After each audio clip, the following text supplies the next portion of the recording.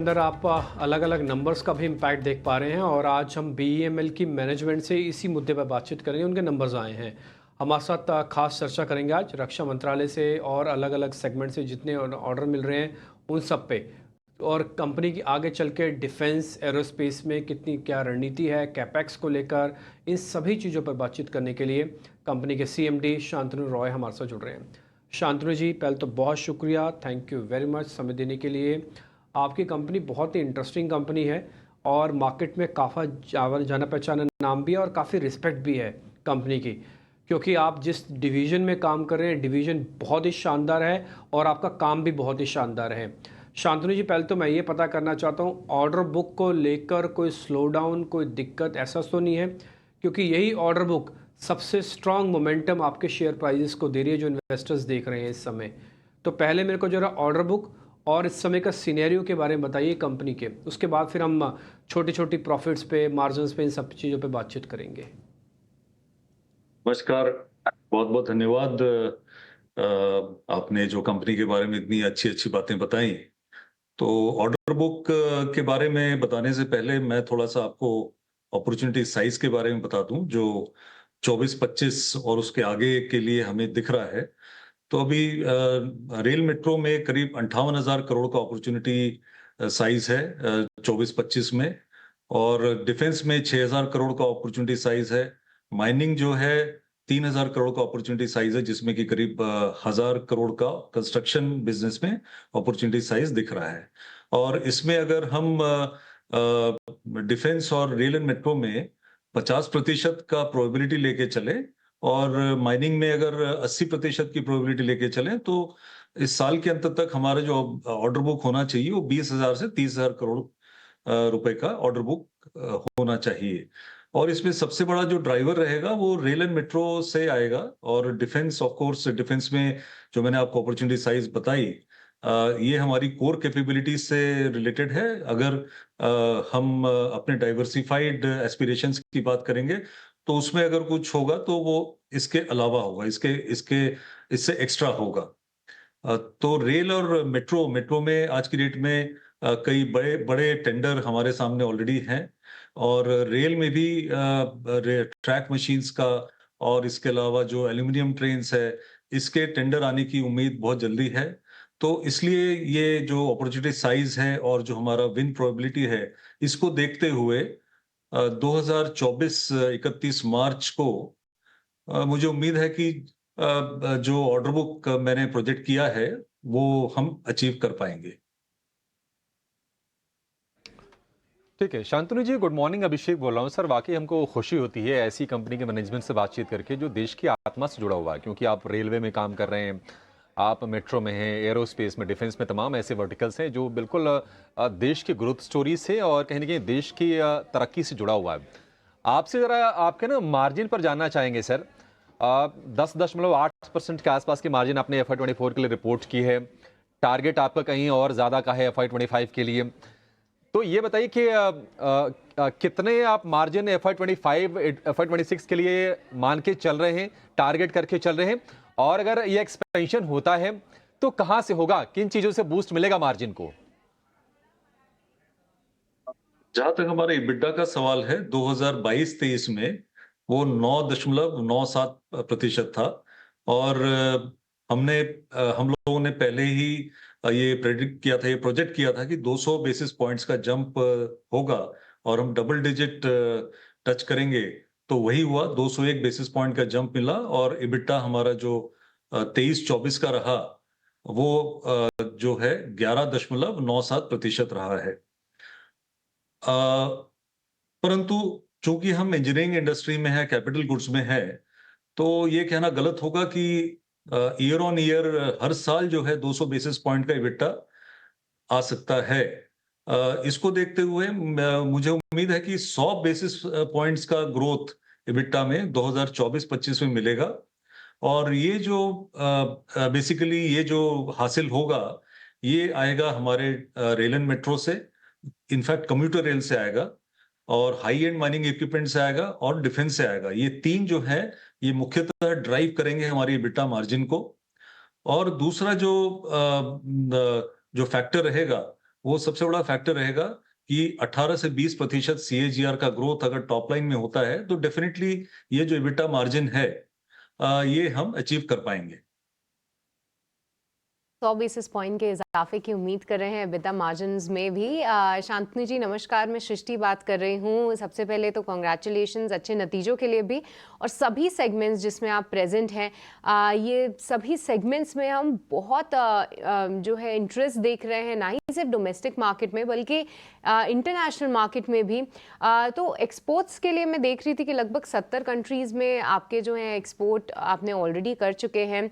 पर FY25 के लिए किस तरीके का आउटलुक आप अपने इंटरनेशनल बिजनेस के लिए रखते हैं? साथ ही कौन से ऐसे सेगमेंट्स हैं जहां पे आपको लगता है कि सबसे ज्यादा अट्रैक्शन जो है देखने को मिलेगा? नमस्कार, बहुत बहुत धन्यवाद। देखिए, जहां तक एक्सपोर्ट का सवाल है, एक्सपोर्ट में काफी अच्छी अपॉर्चुनिटीज हमारे सामने है। पिछले वर्ष भी हमने एक्सपोर्ट में काफी अच्छा नतीजा देखा है, और जो 24-25 में एक्सपोर्ट का आउटलुक है उसमें हमेशा की तरह माइनिंग कंस्ट्रक्शन जो है ये इसको लीड करेगा, ये ड्राइव करेगा। और इसमें जो हमारे जो जो ज्योग्राफीज हैं जहाँ पे मुझे काफी ट्रैक्शन दिख रहा है, वो है आसियान, वो है आपका अर्स्टवाइल सीआईएस कंट्रीज, GCC जो मिडिल ईस्ट है, गल्फ कोऑपरेशन काउंसिल के जो कंट्रीज हैं, सऊदी अरबिया, ओमान वगैरह, एवं अफ्रीका, ये 4 रीजन में काफी ट्रैक्शन दिख रहा है मुझे। इसके अलावा जो एक्सपोर्ट में हम लोगों की जो कोशिश है, जो एस्पिरेशन है, वो है डिफेंस एक्सपोर्ट को बढ़ाने का, एवं मेट्रो में कोई प्रोजेक्ट एक्सपोर्ट करने का। तो उस दिशा में हम लोग काम कर रहे हैं। उसमें हमारे पास जो अपॉर्चुनिटी दिख रही है हमें, वो दोबारा मतलब मिडिल ईस्ट में, गल्फ कोऑपरेशन काउंसिल में, एवं लैटिन अमेरिका, ये 3 जगह से हमें दिख रहा है opportunities for metro export. Ji.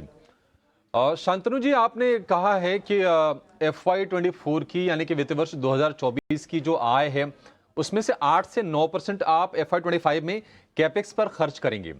Sir, जरा आप आइडिया दे पाएंगे, बता पाएंगे कि ये खर्च कहां पर होगा, कौन से डिवीजन में, कौन से वर्टिकल में आप पैसे डिप्लॉय करेंगे?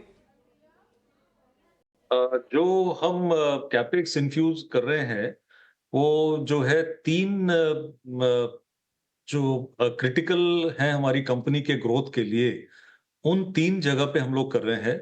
सबसे पहला है इंजन पावर पैक, जिसमें कि कंपनी ने बेहतरीन सफलता हासिल की पिछले वर्ष, जब 1500 हॉर्स पावर इंजन का देश में पहली बार डिजाइन, डेवलपमेंट और विनिर्माण करके उसको टेस्ट किया हमने। तो आगे के लिए जितने डिफेंस के इंजन्स हैं उसमें एक एवेन्यू खुल गया है हमारे लिए, एक नया आयाम खुल गया है। तो इसमें हमारा कैपेक्स इन्फ्यूजन रहेगा। दूसरा कैपेक्स इन्फ्यूजन रहेगा हमारा आर्मर्ड एवं हाई मोबिलिटी व्हीकल्स के कैपेसिटी, प्रोडक्शन कैपेसिटी को बढ़ाने के लिए, और हमने ये दोनों के ही अलग अलग स्ट्रेटेजिक बिजनेस यूनिट बना दिए हैं। और जो तीसरा हमारा कैपेक्स इन्फ्यूजन रहेगा वो रहेगा रेल एंड मेट्रो में एक नया हैंगर हम लगा रहे हैं, जो कि आपका बोथ स्टैंडर्ड गेज और ब्रॉड गेज दोनों ही ट्रेन्स के लिए उपयुक्त रहेगा। उसमें हम मेट्रो भी बना सकते हैं, उसमें हम कम्यूटर रेल भी बना सकते हैं। तो ये 3 जो है एरियाज हैं जहां पे हमारा कैपेक्स इन्फ्यूजन का सबसे ज्यादा फोकस है। इनफैक्ट 80% कैपेक्स हमारा इन 3 जगह पे लगना है।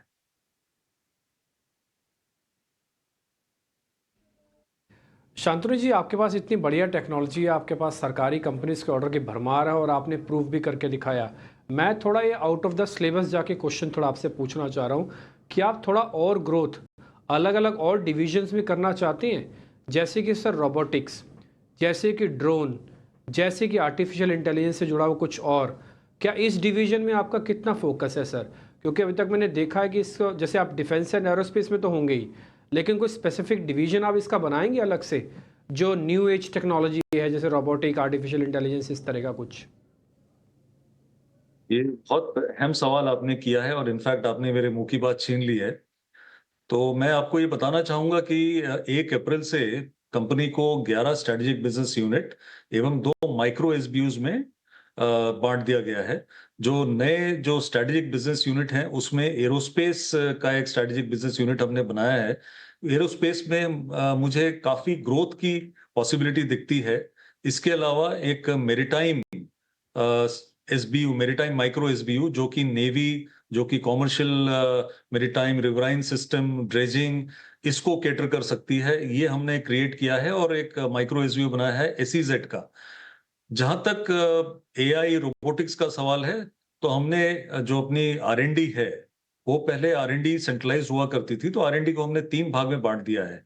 एक भाग जो है वो स्ट्रेटेजिक बिजनेस यूनिट के साथ में प्रोडक्ट डेवलपमेंट या जो रेगुलर प्रोडक्ट्स हैं हमारे, या जो बिडिंग करना है या इंक्रीमेंटल इंप्रूवमेंट करना है किसी प्रोडक्ट में, वो उसका काम करेंगे।